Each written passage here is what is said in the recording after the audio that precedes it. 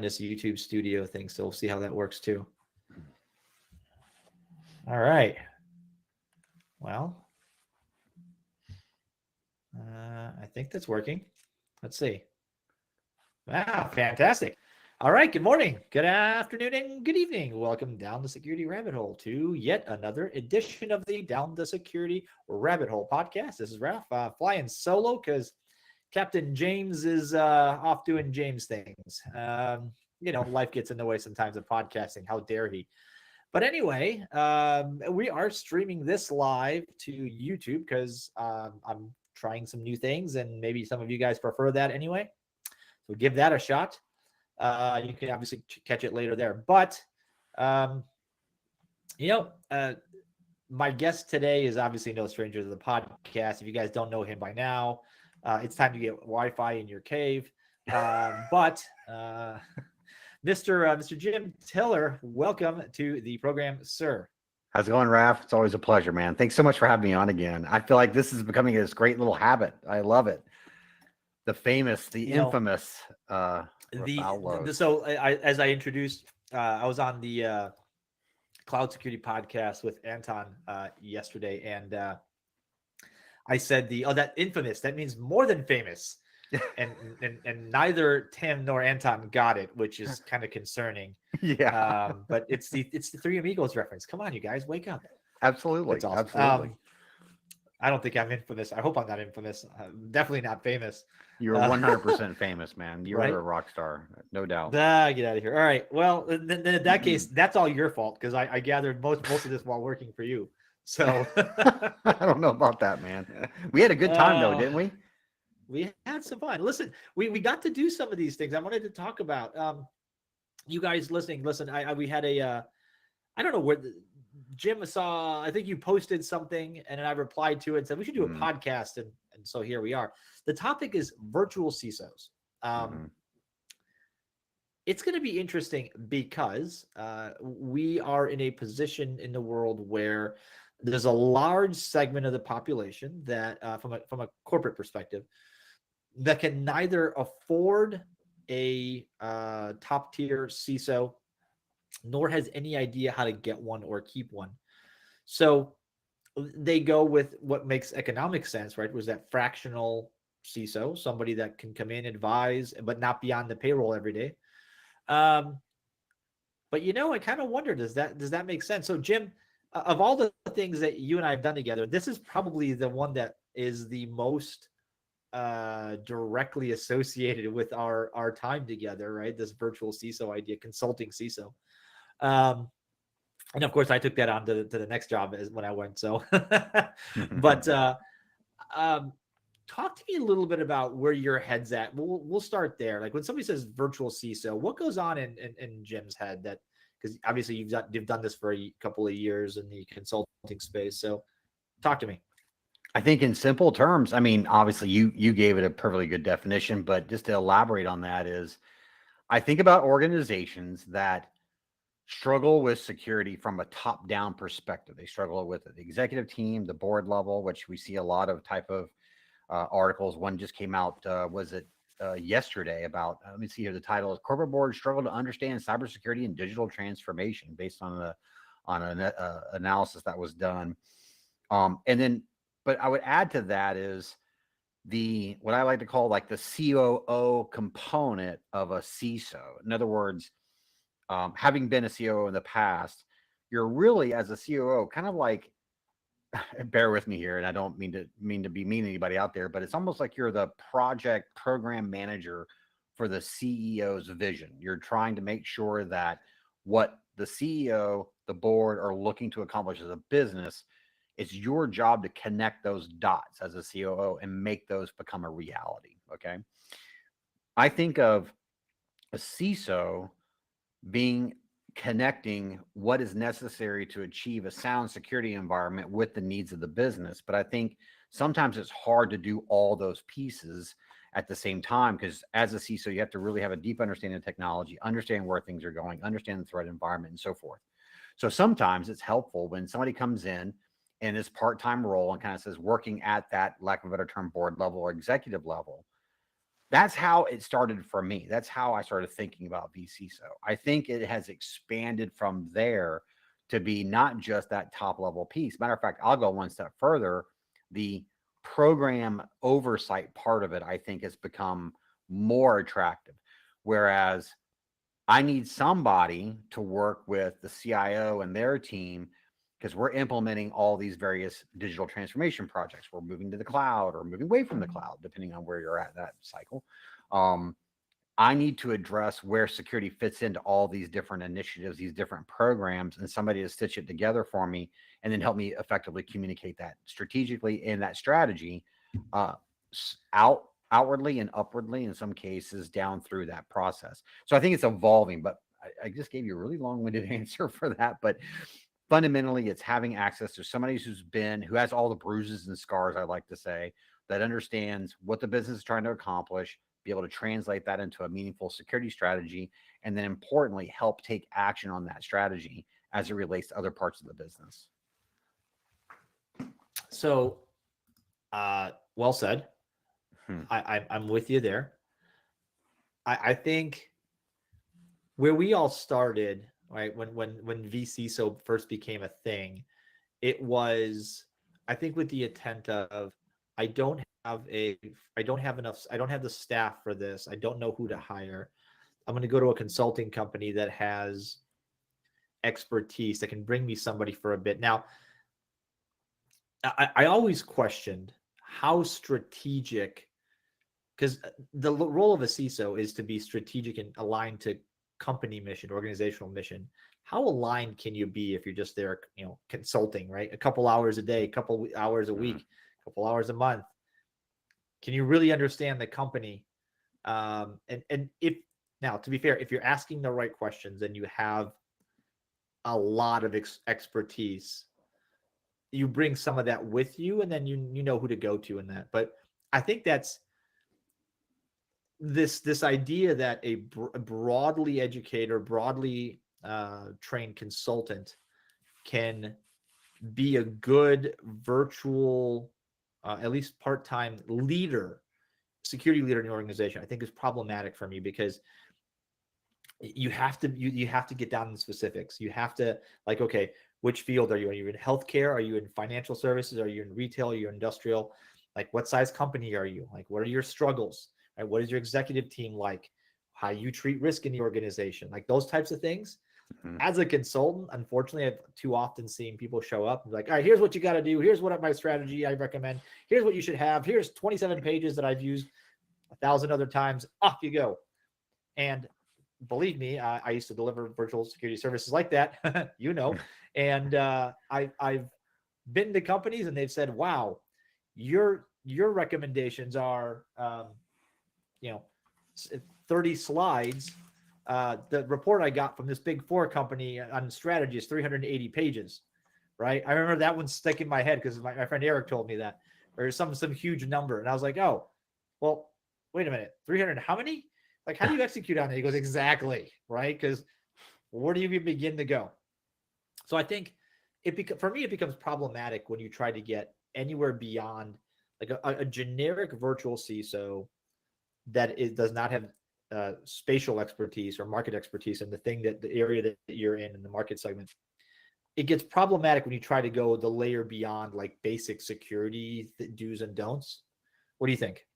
Okay, so let's bring up some critical differentiating factors about vCISO, which you can agree or disagree on. And I'm speaking to everybody who's listening, right? First of all, is vCISO is not necessarily very attractive organizations that are quite large or already have a fairly sophisticated security program or already have a CISO in place. Okay. Fair. So we have to understand the fact that I think vCISO is becoming more popular because more and more companies of varying walks of life are having to deal with cybersecurity in ways they've never even envisioned. Call it ransomware or cloud, or pick your poison, Web 3.0, whatever it is. Companies that used to make, furniture are now having major digital needs and transformation to move their business forward, even though they still are just making sawdust, right? All right. So when you take that into consideration, it's difficult to find, attract, afford, retain, utilize a full-blown CISO really for a company that size. Now let's get into the timing piece of it. Well, I could argue from a staying in the loop of strategy is, boards might meet once a quarter or executive teams might have once a month meetings, right? Now you and I both know real meetings happen between the meetings, right? But all day. it's an opportunity to be able to ask questions, voice certain perspectives, gain an understanding of risk appetite and perception of what is cybersecurity relative to their business, echo that and say, okay, I don't need a detailed map to take that hill. You understand? I need you to pull out a map and circle a coordinate and go, Jim, go take that hill. Right. So what I'm asking for from the board or executive leadership is give me primary directional components. Give me those indicators of where you want this thing to go. My job is then to help translate that into more, I don't want to keep using the word strategy and strategic and synergy and, insert whatever consulting phrase here, but be able to interpret those into initiatives, projects, components, areas of focus for the security team that they can continue to drive. And then I can come back later and say, hey, how well did team A, how well did you make it on exploring passwordless opportunities? What are the top 3 barriers that you've run into? Team B, how's this? They don't need to know the strategy is to make for zero trust, just to throw out something that's hot all over the press. Now, the third thing I'll add to that is the concept of persistence. And that is, we have three major consumption models. We have you hire somebody and they're full-time, which is the obvious one. Okay. Second, and those come with all kinds of pros and cons. Second is you have outsourcing, which is like managed security services. The advantage there is somebody else is doing all the work. You transfer that risk and they just go on. The downside is you have to fit within their portfolio of offerings of what you want, kind of thing. Right. Then you have out-tasking, which is consulting, which is project oriented. I need something done, bring in a consultant, they do an assessment, tell me what I need to do, lay some things out for me in a plan, and then they disappear, and then my FTEs kind of carry on. Why the vCISO piece works is because you can get into this rhythmic state, so you're optimizing that resource utilization. It has a component of consulting, but it has that persistence that you get with a full-time employee without necessarily all the things that become more challenging. And then you're not locked into a given portfolio. So how do you know as a vCISO, how can you kind of maintain that strategy? Is part of it is that you're just staying interconnected. So I think one of the value attributes that get it lost a little bit is if you're going to vCISO as your company looking at a vCISO, really say, let's engage with you and how does your thinking, your approach to cyber fit generally what we're trying to accomplish for the long term? And so it's not necessarily a short-term decision or short-term engagement. It is a series of short engagements that are designed to create that persistence. I know that's a very long-winded comment, but no, I totally get that. So that resonates. That brings me to a kind of a sideways point, Jim. So your company A, right? Clearly a mid-market, lower enterprise kind of company. You don't want to buy, and by buy I mean hire, a security team, including the leader, because for whatever reasons, right? Odds are you have no idea what you're doing, so you don't really know who to hire.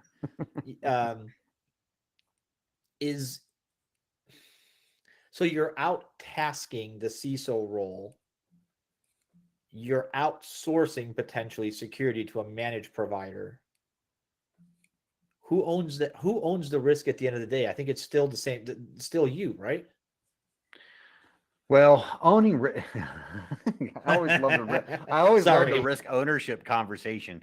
At the end of the day, it's the executive team ultimately and the board. I mean, the board is very good at, gosh, I'm going to get on a huge tangent about board and cybersecurity and all this kind of stuff. But all right. But as a virtual CISO, I would say in the most traditional sense is anything that is the role of a CISO that you would normally assign to that individual in a leadership scenario with regards to responsibilities, you would have to accept the fact that that's going to happen in a virtual CISO scenario as well. If you really boil it down, is a virtual CISO is a more economical and sustainable approach to having security leadership than just hiring somebody in some cases, not in every case, not by a long shot. So your question is like really, really good, which makes it very, very difficult to answer very, very well. So it's, you're not signing on as an officer of the company. So there are some Right. barriers there. So if you sign on as officer of a company, that changes the dynamics altogether. But like when you have what is it, non-manager or non-directorial board members, or Yep. I'm trying to think of the exact term. It eludes me at the moment, but same sort of concept is you're an advisor into the leadership community. And through that leadership community has to have faith in your ability to understand that you have certain skin in the game and that you're going to be held accountable in some ways. Now, the reach of that accountability is what's in question, because you're dealing with essentially a contracted model, if you will. Tricky one. Okay, so I mean, we agree it's a good idea when the alternative is either we're not sure or nothing. I'd say that it gets less of a good idea the further you go into larger company or more mature IT, right? Because that becomes problematic for a number of reasons, including like, hey, you've got a relatively mature IT organization. What's up with not hiring a security person? I'm curious because having gotten past I still stumble, and I'm just going to keep stumbling on. Like I like the idea. I've done a similar or an adjacent role, and even that role for a while. But what I was the thing that was always in the back of my head that always, I don't know, the sword of Damocles, if you will, that was always over my head was, do I know this company enough from the time they've let me spend here with the information they've given me as an outsider to really advise them well? Because you can advise somebody well in a generic sense.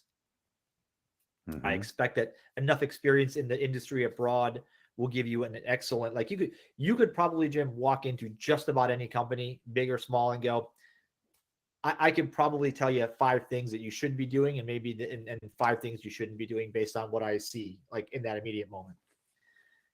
It gets deeper when, like, personalities and politics and budgets and all this stuff start to get intertwined. And so anything above like that high layer of security strategy, like somebody says, well, okay, I see why this, because 98% of the industry does this, but how does that apply to us? And I always have to go, and I would always think, crap, do I have a good enough answer for that? Do I have enough information? That was my big fear is, am I intertwined in this organization enough to give them advice that's frankly valuable to them because they're them, as opposed to them because they're part of the industry at large? And then the very next thought was, well, crap, I'm going to deliver this and be gone. How the hell do they execute on this? Okay. Again, 2 huge questions. All right. First of all, sorry, I'm bad at small questions today. Yeah, you're done with it. So I'm not going to sit here and say, oh, you can learn a company in 2 days. Don't worry about that. You're overthinking it. Totally impossible. A lot of vCISO projects, a lot of vCISO engagements will start off with, they'll do the proverbial assessment and kind of do that. I tend to lean toward, that's what people expect you to talk about, and that's perfectly fine. But for me, what I'm doing is I'm trying to get to know everybody, know the inner workings, because companies are not really, from a cyber perspective, like you said, they're not hugely different in a lot of cases. They have different technology and different approaches. But what I'm trying to do is really get into the culture of the organization as quickly as humanly possible. And so I'm very much focused on asking questions that lead me to interpretations. I want to understand the culture, who's who in the zoo, as quickly as possible, knowing full well that I can advise you. But in the beginning, I think a lot of vCISOs feel the same way. And it's kind of like, okay, based on what I know now, here's what I would say, right? That kind of thing. I see that a lot. I think in my past, what I've done is I've just spent an exorbitant amount of time with the client in this particular case, even though it wasn't being quote unquote billed for it. Because for me to do a job that I can sleep at night and feel comfortable with, to your point earlier, there's certain things you have to know. And a lot of things in the very beginning is I'll tell people, I was like, I need total access. I need not access to systems, access to people. I need to be able to pick up the phone and call the CEO. I need to be able to call this board member. I need to call the head of IT. I need to call the help desk guy to understand what they're dealing with, you know? And so I think there's a lot of load on the vCISO to do a lot of heavy lift and to quickly close that gap as quickly as possible. And I think some of the bad experiences some organizations have with vCISO, and sometimes security consulting is in general, is because they feel like they're just getting, you know, a rebranded 300-page deliverable. We've all done it. Hands up. I will absolutely, you know, I prided myself on the ability to take information and reuse it, because frankly, the problems were the same, but I've gone completely. There's nothing wrong with it, but I think at the quote unquote vCISO level, and I don't want to imply some sort of giant thing here, but I've gone completely the opposite direction. I produce very targeted materials, and they're very oriented to that piece of it. Now, the point you mentioned earlier is, how do I even know if anything's getting done? Is I go back to the comment I made about almost being like a program manager.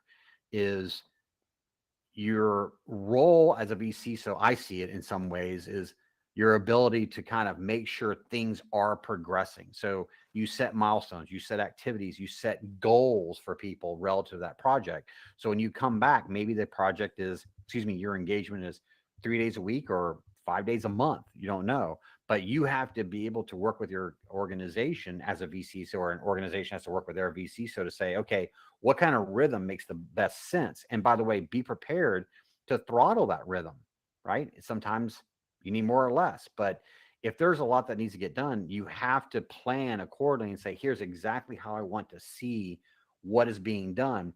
I think far too often we get into, show me a report. I want to see our threat report. I want to see our vulnerability report. I want to see this report or our risk register. And I think from a vCISO perspective, I'm more interested in the mechanisms to get the report done. And I think if you focus on the actions that are underlying it, you won't just get a report that just says something that you really want to see, or not want to see for that matter. You're working in the intent of what you're trying to accomplish. What are the core things that need to get done, and measure, because inspect what you expect, but expect what you measure, right?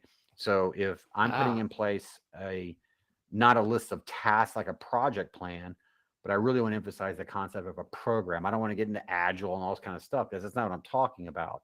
Is, yes, I want to see this risk report. Yes, I want to see this, but I want to be assured that these particular key processes were taking place that give that outcome meaning. And if you focus on those underlying pieces without drawing too far into the depths of it and allowing people to do what they're really good at, you'll be able to get there. You're able to maintain a decent continuity of activity. So I like where you went there. Getting that idea of project managing, right, and program managing, is pretty strong, because I think that takes this vCISO idea and splits it into part guidance counselor, right, part hallway monitor, if you will. Right. It's amazing how you do that. Yes, I'm going to sit down what and it is. right. Tell me all your problems, and I'm going to tell you how to effectively not feel so bad about yourself. But also, it's my job to tell you when you're acting stupid. You need to stop. Now, some companies wouldn't want to listen to that, whether you're a consultant or on staff. So let's throw that away, because that's an edge case, and we can't fix that. From the program management perspective, when I'm thinking of companies that have like the outtask and outsource. So you outtask the CISO job, maybe the virtual CISO and like some other thing, right? But the layer below that is where rubber meets road. Your policy and your recommendations become actual tasks and projects and deliverables and such. So when you're working as a consultant, and then they've got odds are they've got a third party doing their outsourcing, like their security outsourcing, and it's not the same. It's not going to be the same group, because more and more it's not the same group. And so you're up here making policy and recommendations. They're over there doing their thing, two separate companies, and the third company is the client. How do you do this? How do you pass through and manage effectively a series of ongoing program related tasks and projects when the people don't work for you, and you don't actually you're not actually employed directly in the organization, so you lack a little bit of that power. You got to enable somebody else in that organization, odds are, to know what to say, who to ask, what things to ask for. Is that a concern? It's interesting because you kind of answered a little bit there. Is one is recognizing that if you're working on behalf of the customer, you have, one could argue, the power of the customer with that given relationship. Okay. The first step in order is this is a huge one, and I see it all the time. You see it all the time. All us guys that have been in this rodeo for a while, we see it all the time, is you make a policy that's just one, unenforceable or unobtainable or both, right? So I find most often than not is I go to the third party and I go, okay, this policy says this, walk me through how we're getting that done. Or I'll tell somebody in the team, hey, next time you're doing this, do a very quick gap analysis against these three policies, real quick, conversational, help us understand, are these even implemented or possible? This is not an audit. I don't care if it's working or not. Just tell me if it's possible, what's working, what's not, where are the workarounds, what are you doing? So if you make security more human and recognize that, and you're not just a policy hammer running around looking for policy nails, you'll get really far really, really fast, and just go to the people who know.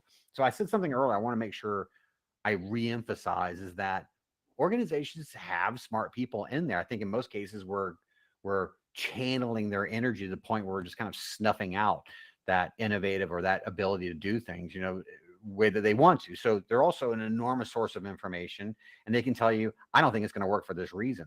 You want to harness that. So yes, what you're saying is a challenge getting through, especially when you're dealing with, multi-layered cloud environments across all kinds of regions with all different kinds of people empowered to do different things. And so you do spend a lot of time negotiating, lack of a better term, and that is a time hog, to say the least.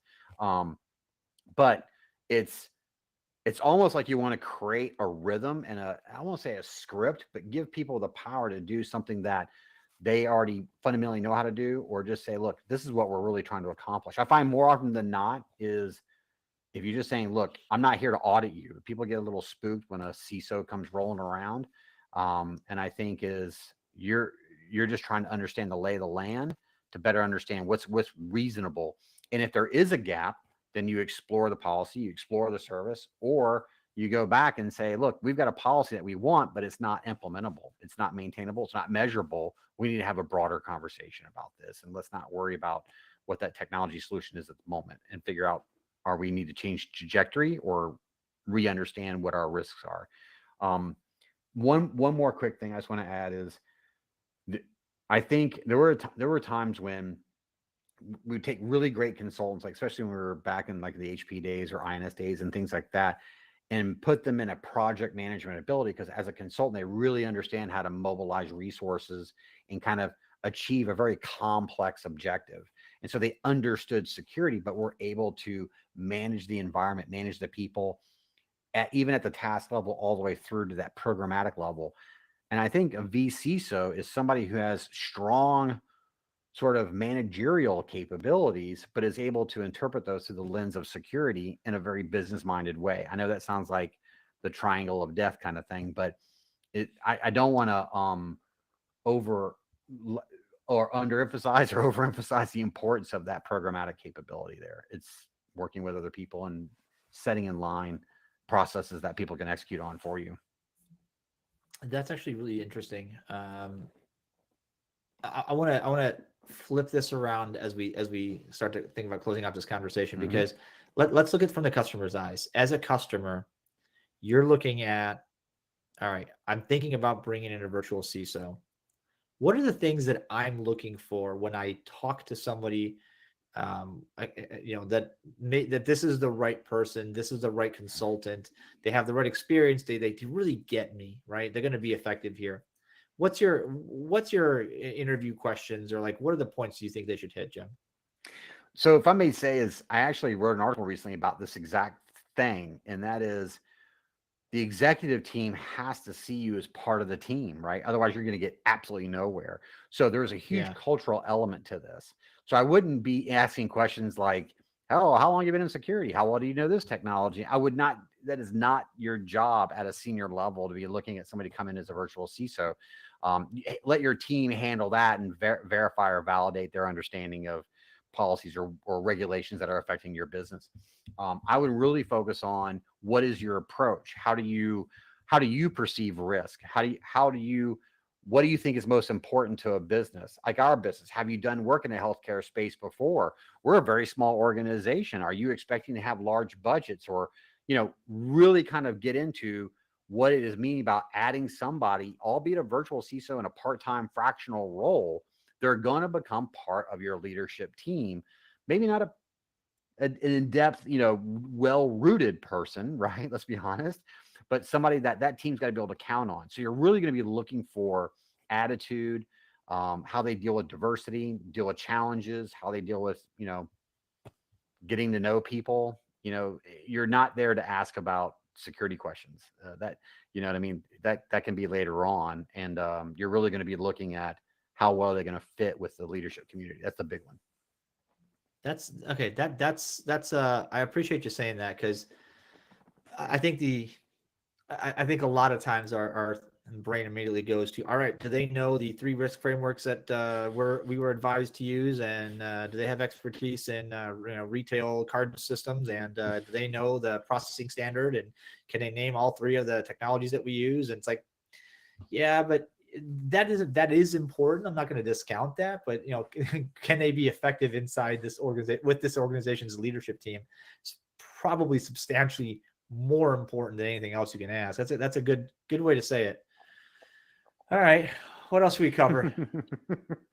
Well, I think the big one is I would encourage medium to small companies, ones that are dealing with whether they're moving to the cloud, what they're going to be doing something, or maybe they're doing nothing at all, and maybe they think that they're not at risk, or whatever the case may be. There's no harm in at least bringing somebody in to touch base on an executive level, even at a board level, and say, hey, you've taken a look at our environment. What are things we should be thinking? Or even just have somebody there to give you what's happening in today's threats, even, kind of consolidate it down, but structure in a way that means something to your business. One of the things I was talking to a customer about recently is even mentoring. There are organizations that have a really large IT organization, but are just starting to embrace the cyber side of things. And they have a real killer person in IT that's interested in security. They're just not ready to take on what it means to be a full-on CISO. But the leadership team wants that individual to be the CISO. They really do. So, okay, well, why don't we come in and we just hook together at the hip and start talking. What is strategy? What's the policy? What's the risk? How do we organize these things? How do we deal with it? And so you're getting almost training, consulting, and getting the program set up from somebody who's done it for 30 years or 20 years or whatever. And this person is able to get a positive launching platform into their next step of their career for that company. I appreciate you going that direction, because I would have missed it. The mentorship is a huge part here. We're not gonna make more of us to fill the gaps that exist by hogging and hoarding information and knowledge, right? So and you can't, this kind of stuff, I mean, you can't learn by reading through books and going through college curricula. You're just not going to. It's just not the way it works. Right? You learn this the hard way, right? Getting scars, long hours, missing important events in your life, and being locked in a basement writing policy documents or on an airplane somewhere. Which consequently makes these people that are willing to do that job extremely valuable. And I've got some friends that do that. My buddy Rock does that. Like that's a fantastic, that's a fantastic thing to get engaged in, because I gotta tell you, more and more conversations with friends in this industry are revolving around the fact that as vendors, like the more and more the vendor community is really just selling to the top 250 Fortune 500. After that, you're kind of like get with it or you're on your own. And really, yes, a lot of risk lies in the big companies, but also their suppliers and providers and whatever and partners. That's where a lot of the breaches come from. And Yep. if you leave them, the 50-person company that does whatever payroll processing or item fulfillment or something, some such, you're like, yeah, they're too small to matter. Trust me, they matter. They absolutely matter. Ask the folks that helped that one red Target company, back in the HVAC broken in 2 days. I mean, look, we're all interconnected.